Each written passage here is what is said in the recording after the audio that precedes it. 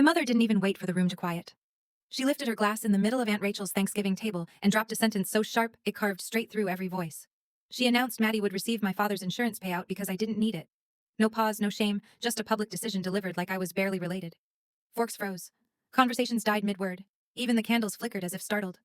I kept my expression calm, but something inside me snapped into place, something she never expected me to use against her. Before I go any further, tell me where you're watching from. And hit like and subscribe if you've ever been blindsided by your own family. Stories like this don't explode out of nowhere, they build in the quiet in the places no one pays attention to. Stay with me. This is where everything begins to crack open. I didn't grow up in a loud house. Ours was the kind of quiet that didn't soothe, it pressed. Every step had an echo. Every word had consequences. My mother, Victoria Lane, never yelled. She didn't need to. She controlled with silence timing, and that sharp, disappointed inhale she used like a weapon. Maddie never felt that weight. She moved through our childhood like light, warm, bright, easy to adore. I wasn't angry at her for it. Even as a kid, I knew she didn't ask to be the favorite. She just happened to grow in the soil our mother watered most. One memory has stayed with me longer than it should, the smell of roasted chicken and lemon, Dad's favorite. Maddie and I sat at the table, legs dangling. Mom carved the chicken, placing the softest pieces on Maddie's plate without even glancing at mine. By the time she reached me, only the dry edges were left. Dad looked at me with a small apologetic smile like he knew he should say something, but didn't know how. That was the first time I understood what it felt like to be invisible. As the years went on, that feeling didn't fade, it multiplied. When I won a district writing award, my parents came to the ceremony. I stood on stage holding the certificate, heart pounding with pride. But afterward, Mom took more pictures of Maddie in her dress than of me with my award. That night, I heard her on the phone bragging about how pretty Maddie looked under the stage lights. She didn't mention my name once. By 16, I'd learned to make myself small. Maddie's sweet 16 party had balloons, fairy lights, and half the neighborhood dancing in our backyard. My mom put a frozen pepperoni pizza on the counter and said, "We're saving money this month. You understand?" Understanding had become my role in the family, automatic, unspoken, expected.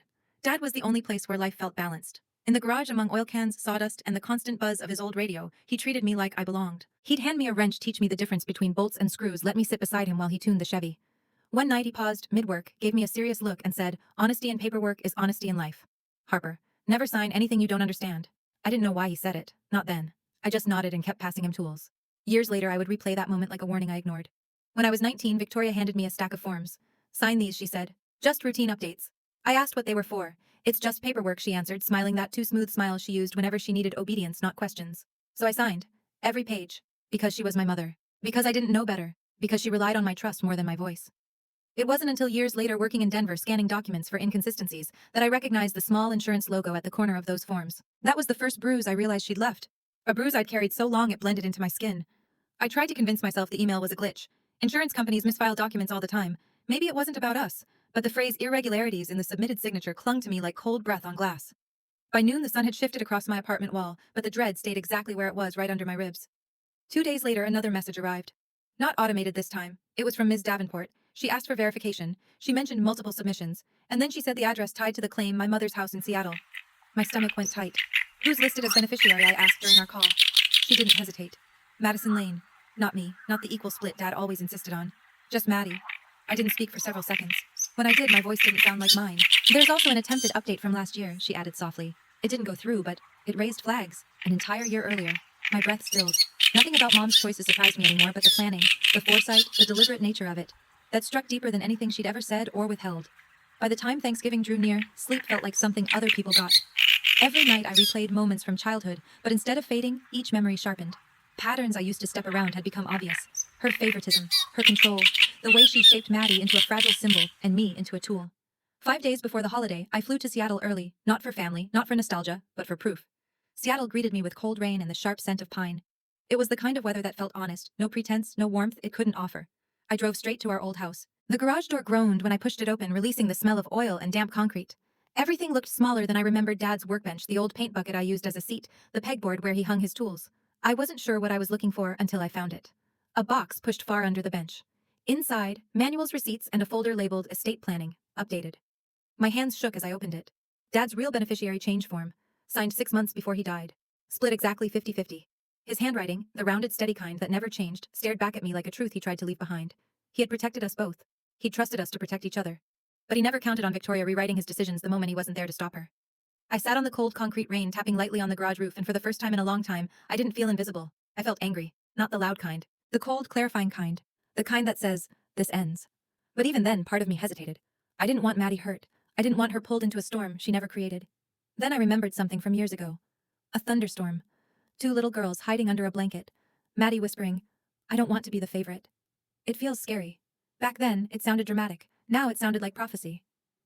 I folded the form carefully, slid it into my jacket, and drove to Aunt Rachel's house with a truth I knew would change everything. And Victoria had no idea it was already in my hands. Thanksgiving week arrived with a strange tension in the air, like the world was holding its breath. I wasn't thinking about revenge, not yet. What I wanted was clarity, something my mother never gave willingly. With Victoria, every truth came wrapped in performance. And the closer the family gathering got, the more frantic her performance became. 3 days before Thanksgiving, I went to her house without warning. The sky over Seattle was a washed-out gray, the kind that made everything look colder than it was. Maddie answered the door, hair in a loose bun, eyes tired. She looked like someone who had spent too many nights talking herself into a version of peace she didn't believe in. Mom's intense today, she whispered. When is she not? I said. We exchanged a quick, humorless smile before I stepped inside. The lemon cleaner smell hit me first, then the tension. Victoria sat at the dining table with her laptop open, papers spread everywhere like she was dissecting her own lies. She didn't look up when she said, You should have called. And you should have told me about Dad's policy. Her fingers froze. Only for a second, but enough to confirm she knew exactly why I was there. It's just paperwork, Harper. There it was again. The phrase that had followed me since I was 19. The cage she built her control inside. Before I could respond, her phone buzzed. She snatched it up too quickly, stepping away as she answered in a voice that wasn't for family, it was for manipulation. No, she won't check. Don't worry. She thought she was whispering. She wasn't. Maddie's eyes widened. Panic, recognition, fear. When Victoria hung up, she acted like nothing had happened. But I'd heard enough, and so had Maddie. That night, I stayed at Aunt Rachel's instead of my hotel. Her house smelled like cinnamon and old wood, a contrast to my mother's sterile lemon cleaner world. Rachel poured me tea, listening without interrupting, her eyes sharp in the way only someone who's watched years of dysfunction from the sidelines can be. She's been desperate since your father died, Rachel said. Control makes her feel safe. Safe from what reality? The next morning, as I walked into the kitchen for coffee, Evan stood by the counter staring at an iPad like it had insulted him. The glow from the screen made his expression look even more serious. What's going on? I asked. He turned the iPad toward me. It was already open. I wasn't trying to snoop. It was Victoria's email. Her insurance portal was still logged in. A message in the sent folder caught my eye, dated the exact day Dad died. A failed attempt to change the beneficiary. My breath hitched. She'd tried this before, long before the opportunity she bragged about at Thanksgiving. Does Maddie know? Evan asked. No, I said quietly. No one does. He locked the iPad and set it aside. She's spiraling, Harper. You need to watch your back. But careful wasn't enough anymore. I needed the full truth. Later that afternoon, Maddie called asking to meet at a cafe by the water. Rain streaked the windows, turning the view into a watercolor blur. She sat down, wringing her hands. I didn't know Mom filed anything, she said immediately. I swear, I believe you. She exhaled shakily. But I heard her. The day after I moved back home. She told someone, make sure Harper's name doesn't show up. I thought it was about my divorce. I didn't want to make things worse. Her voice cracked. I'm sorry. A piece of me softened, not because she apologized, but because she finally saw what I had lived with my whole life. As we walked back to our cars, she stopped me. I don't want money tied to lies, she whispered. I don't want anything that hurts you. For the first time, she wasn't the son our mother worshipped. She was just Maddie, hurting honest and trying to stand on her own. And Victoria had no idea her perfect narrative was slipping out of her hands. What I didn't know then was just how far she was willing to go to get it back.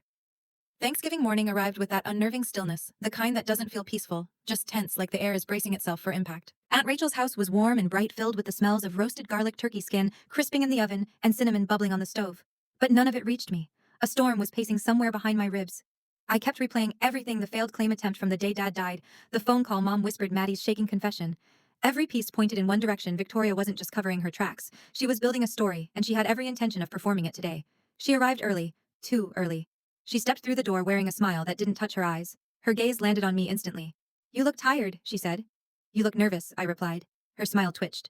That was the first crack. As the house filled with relatives' dishes and laughter, Victoria drifted from room to room like a politician campaigning for sympathy. She touched shoulders, complimented outfits, sighed dramatically whenever someone mentioned Maddie's divorce, as if she alone carried the emotional burden of the entire family. Every time she caught my eye, I saw the fear flicker behind her performance. While setting the table, she cornered me by the drawer of silverware. Her voice dropped to that cold whisper she used only on me. I need you to behave tonight. I'm not the problem, I said. You'll embarrass yourself if you bring up nonsense. Nonsense, I repeated. That what we're calling fraud now? Her face whitened. Lower your voice. But I didn't need a raised voice. Victoria was terrified of whispers, not shouts. As guests took their seats, Maddie hovered near the porch door, hugging her arms. I stepped outside with her. The cold hit instantly. I don't know if I can sit through this dinner, she said. You don't have to protect her anymore, I told her. She did this alone. Maddie nodded, though her eyes shimmered with the kind of grief you get when a truth you never wanted is finally undeniable. Inside, Uncle Brian was telling some over-the-top story, waving his fork like a conductor. Evan caught my eye again and gave a slight nod, our unspoken signal that he was watching Mom too. Then something shifted. Victoria took the head seat at the table. Not unusual on holidays. But the way she sat, spine straight, shoulders squared, chin lifted, felt like a declaration. A claim. A throne. She tapped her wine glass lightly, testing how much attention she commanded.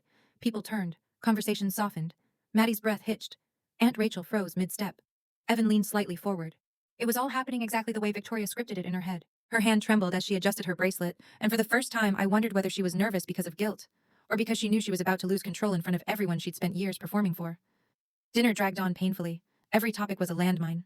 When someone mentioned finances, Victoria's fork paused in midair. When somebody joked about family secrets, her smile cracked. When relatives praised Maddie for surviving her messy divorce, she forced a smile so strained it almost collapsed. Her eyes kept darting toward me, checking, waiting, bracing. I wasn't angry. Anger would have been easy. What I felt instead was clarity, cold, focused, icy in a way she didn't know how to handle. Then her phone lit up on the table. She flipped it face down, instantly too fast to be innocent.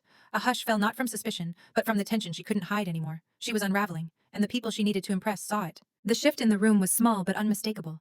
The air thickened. The distance between her words and the truth grew too big to ignore. The perfect image she'd curated for years, devoted mother, tireless protector, was cracking in real time. And she knew it. By the time dessert plates were set on the table, Victoria was barely holding it together. The facade was slipping edge by edge, and she didn't have enough performance left to cover the truth waiting in my jacket pocket.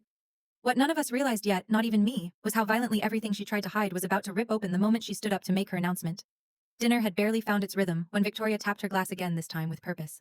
The clean, sharp ring sliced through every conversation like a blade. The room fell quiet. Chairs stilled. Even the hum of football commentary from the living room seemed to fade, as if the whole house was holding its breath. Victoria rose slowly, smoothing the front of her blouse with shaky hands. She hoped no one noticed. But I noticed. Everyone noticed. "I want to say something," she announced, voice pitched higher than usual, stretched thin, with nerves masquerading as pride. Maddie stiffened beside me. Aunt Rachel leaned back, already suspicious. Evan set down his fork, eyes locked on Victoria with a sharpness that suggested he expected trouble. Victoria lifted her wine glass as though she were performing a toast at an anniversary party. "These past months have been incredibly hard on Maddie," she began. She gave her daughter a soft, performative smile, the kind meant to manipulate, not comfort. Her divorce, her financial strain. She deserves a fresh start. Maddie frowned. "Mom, what are you?" But Victoria cut her off, turning her attention to the entire table, like an actress stepping into her spotlight. "So," she said, her voice swelling when the opportunity came, "I did what any mother would do." Something inside me tightened, cold and steady.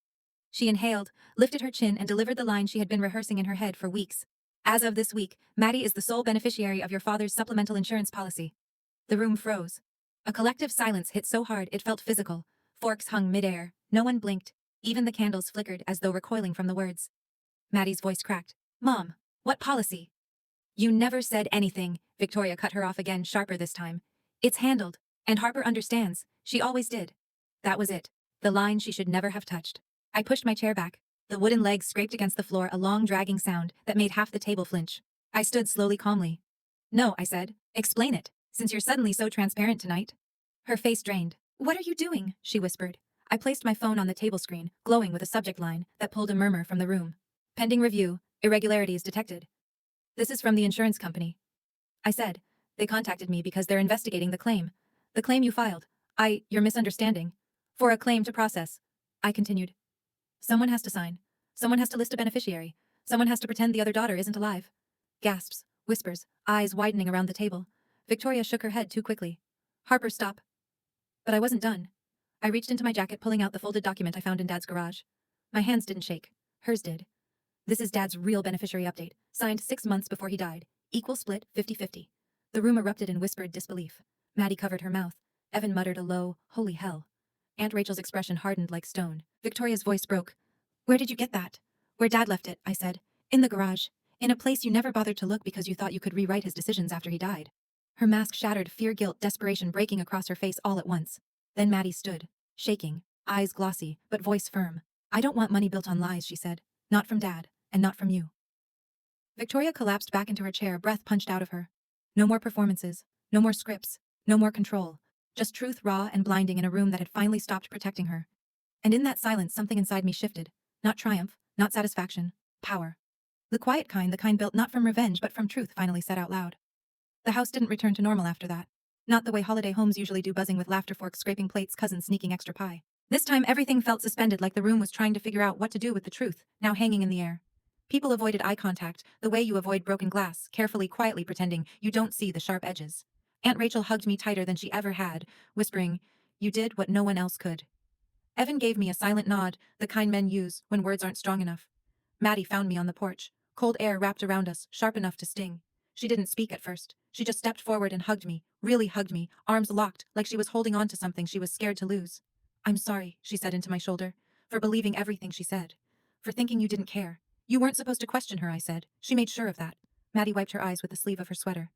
I'm moving out. I can't live in a house where everything is pretend. There was no weakness in her voice this time. Just clarity. Just choice. 2 days later, I was back in Denver unpacking my overnight bag in the quiet of my apartment. The real beneficiary form, Dad's handwriting steady and familiar, went into a folder in my desk. Not as ammunition, not anymore. As closure. That afternoon, my phone rang. Ms. Davenport. We completed our review, she said. The payout will be divided exactly as the original update stated, equally, just as your father intended. I breathed out slowly. There's something else, she added. Papers rustled lightly. We discovered another claim attempt from last year. Not the same documents, not the same signature. Whoever filed it, they prepared for this long before the official submission. My pulse slowed. Cold. Controlled.